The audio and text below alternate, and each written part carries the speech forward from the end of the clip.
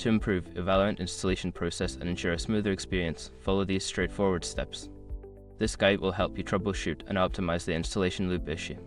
Step 1. Check system requirements. Ensure your computer meets the minimum system requirements for Valorant. Check the processor, RAM, and graphics card specifications to confirm compatibility. Step 2. Disable antivirus and firewall. Temporarily disable any antivirus software and firewall settings that might be blocking the installation process. Sometimes, security programs can interfere with game installations. Step 3. Run as administrator. Right-click on the Valorant installer and select Run as administrator. This gives the installer the necessary permissions to make changes to your system, which can help avoid installation issues. Step 4. Clear temporary files.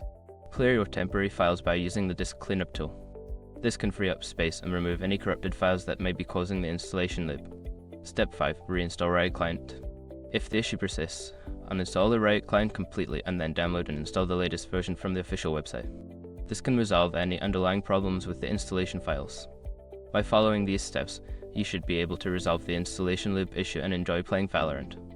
If problems continue, consider reaching out to Riot Games support for further assistance.